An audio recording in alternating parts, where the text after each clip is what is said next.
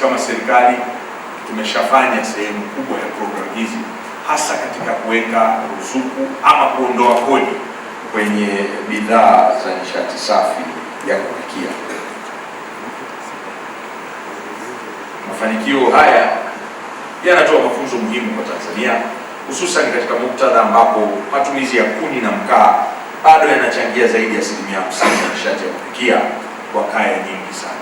Nitumie fursa hii kutoa pongezi za dhati kwa taasisi ya uongozi kwa kushirikiana na sisi Wizara ya Nishati kuandaa kongamano hili muhimu kwa nchi yetu.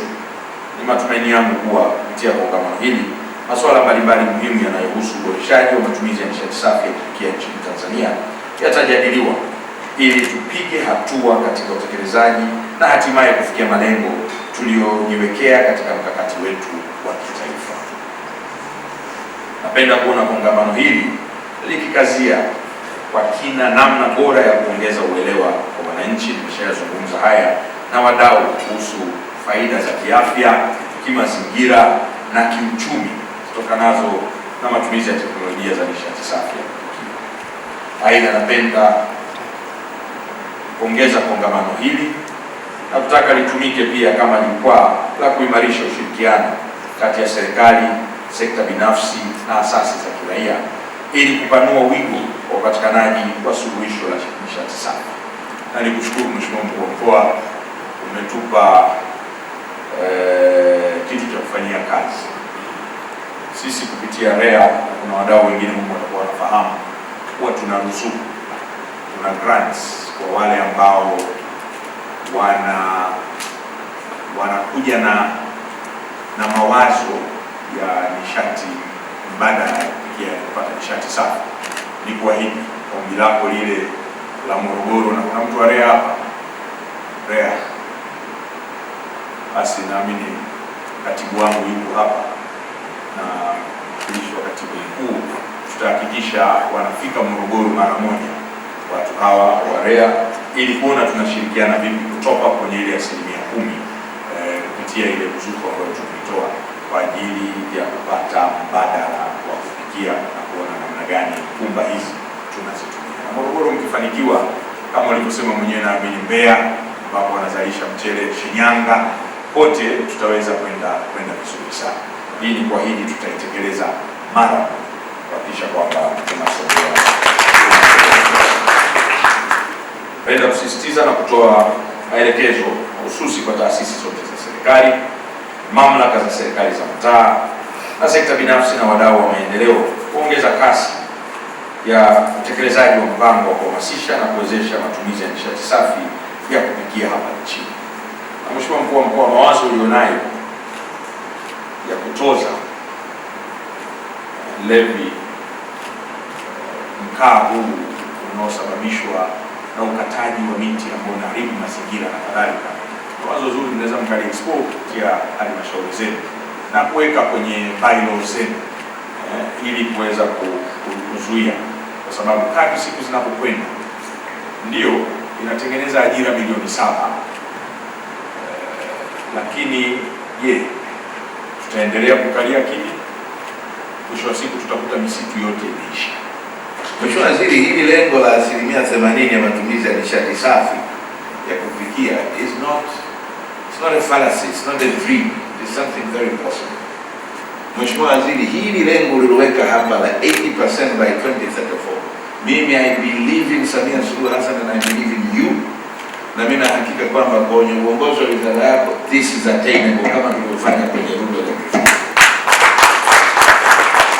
ombi langu hili nalisema, na ndio maana nikasema Mheshimiwa, nitakupiga panga sasa hivi kwenye maokoto. Nitaka kusemaje? Briquettes ambazo zimetawala Morogoro ni zinatokana na waste products za mpunga. Sasa Waziri Kadari, follow me on that. Sisi Morogoro ndio wazalishaji namba 1 wa mpunga Tanzania. We produce 1 million tons of paddy every year. Sasa, on that aspect, mchele unaotoka ni 65%. Kwa hiyo mathematically, Waziri, nachokuambia ni kwamba Morogoro every year I can give you a minimum of 300,000 tons za pumba ya and you know what happens to that? Wanaichukua, wanaikusanya, kisha kwa mlima mkubwa wanapiga moto mapumba, alafu wanaenda wanakata miti, wanatengeneza majani. Look at the irony of that all. Sasa Mheshimiwa Waziri, where is my point? My point is, nimegundua kwamba hawa wakina mama wale ambao ni the most affected kwenye masuala ya nishati Zanzibar, mimi nimepropose Mheshimiwa Waziri kwamba hii teknolojia ya kutengeneza briquettes ambayo inatokana na miranda ya mbao inachanganywa na wanga, alafu unapiga haya mapumba ya nani. It is already, sisi tuna kiwanda, mtu alijaribu kufanya Ulanga akapiga na export kidogo akapeleka Zanzibar na Oman na wapi na Dar es Salaam huko, lakini he couldn't compete against hii mikaa ambayo inatuletea damage kubwa sana. Mheshimiwa Waziri, mimi ni propose, haki ya Mungu, kila gunia mimi nalipiga shilingi 20,000 la ule mkaa. Ukipita Morogoro, yaani utoke Iringa na mkaa wako ukiingia ndani ya Morogoro 20,000. Tunatengeneza mazingira ya kuwa ya anti uharibifu wa hii mikaa ambayo kwanza inaharibu misitu, lakini pili inaharibu afya za kina mama. Naweka mkaa huko. Sasa what niliposhindwa wapi? We do not produce enough of the alternative. Hapo tu ndio tuliposhindwa.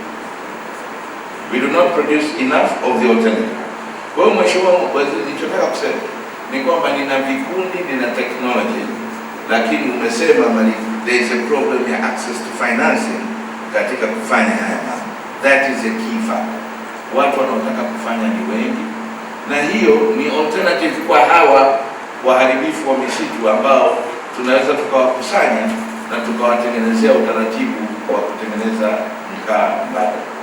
Ombi langu Mheshimiwa Waziri, mimi nina pesa kule kwenye 10% ya halmashauri. Nikikusanya hivi vikundi, I can give them a startup capital, lakini I need you to top up the additional need. Na ili kuifanya wawajibike kwenye zile pesa, we squeeze in NMB na CRDB na whoever it is, walete pesa from the banking sector ili pawe na obligation ya kuzisimamia zile pesa badala ya kuzitafuna na kwenda kuchezea ngoma. Kwa hiyo I'm looking at such a scenario na kusema, Mheshimiwa Waziri, ninachotaka mimi kutoka kwako ni kwamba kwanza nakushukuru for being here, lakini naomba support ya wizara na wadau wote waliokuwa humu ndani ili tufanye hii ndoto ya Samia Suluhu Hassan iwe reality. Tunamshukuru sana Dr. Samia Suluhu Hassan kwa sababu ameifanya ajenda ya kitaifa, na tunajua kwamba international standing yake kwenye jambo hili ni kubwa mno. Kwa hiyo na sisi wote tunasema tunamshukuru, lakini tunawajibika kumuunga mkono katika jambo hili.